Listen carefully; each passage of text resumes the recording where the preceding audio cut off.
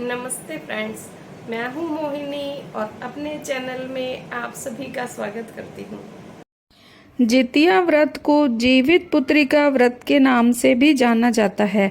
इस व्रत को महिलाएं अपनी संतान की लंबी आयु, अच्छे स्वास्थ्य के लिए करती हैं। महिलाएं निर्जल रहकर उपवास करती हैं। अब सुनिए जितिया व्रत की कथा। एक समय की बात है, किसी वन में एक चील तथा सियारिन रहती थी। चील और सियारिन में गहरी मित्रता थी। चील और सियारिन दोनों हर काम को मिल बांट के करती और प्रेम भाव से रहती। एक बार कुछ महिलाएं जंगल में आईं और वे किसी जीवित पुत्रिका व्रत की आपस में बात कर रही थीं। ये सब देखकर चील के मन में जिज्ञासा जग गई। वह महिलाओं के पास गई और व्रत के बारे में पूछने लगी। महिलाओं ने जितिया व्रत के बारे में चील को बताया। चील तुरंत अपने मित्र सियारन के पास गई और उसको जितिया व्रत के बारे में बताया।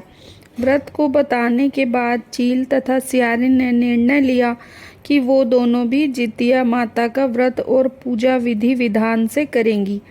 चील तथा सियारिन ने जितिया माता का व्रत का संकल्प लिया और शाम को पूजा की। पूजा के बाद ही चील और सियारिन को भूख लगने लगी। सियारिन अपनी भूख बर्दाश्त न कर सकी और वे जंगल में जाकर शिकार करने चली गई।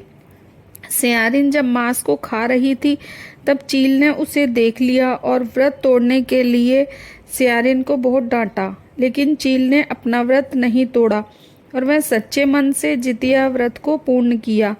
अगले जन्म में सियारिन और चील का जन्म बहन के रूप में एक प्रतापी राजा के यहाँ हुआ। सियारिन का विवाह एक राजकुमार से तथा चील का विवाह राज्य मंत्री के पुत्र से हुआ। कुछ समय बीता तो सियारिन ने एक पुत्र को जन्म दिया।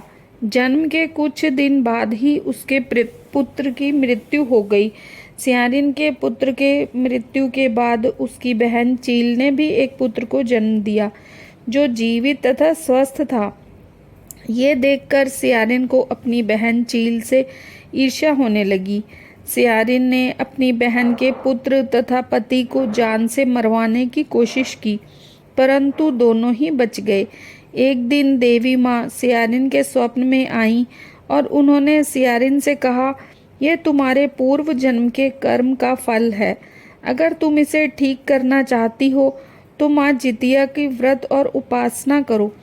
प्रातःकाल उठकर स्वप्न के बारे में सियारिन ने अपने पति को बताया। सियारिन के पति ने यह सुन सियारिन को व्रत करने की अनुमति दे दी और उसकी बहन चील से माफ़ी मांगने को बोला। इसके बाद सियारिन अपनी बहन चील के घर गई और उससे अपनी गलतियों की माफ़ी मांगी। सियारिन को उसकी गलतियों पर पछतावा देख चील ने उसे माफ़ कर दिया। अगले साल जितिया व्रत पड़ा। यह व्रत सियारिन और उसकी बहन चील दोनों ने एक साथ रखा। माता जितिया सियारिन के व्रत से प्रसन्न हुई और उसको पुत्र प्राप्ति का आशीर्वाद दिया। कुछ दिनों बाद ही सियारिन ने एक सुंदर बालक को जन्म दिया। अब दोनों बहन प्रेम भाव से खुशी खुशी रहने लगीं।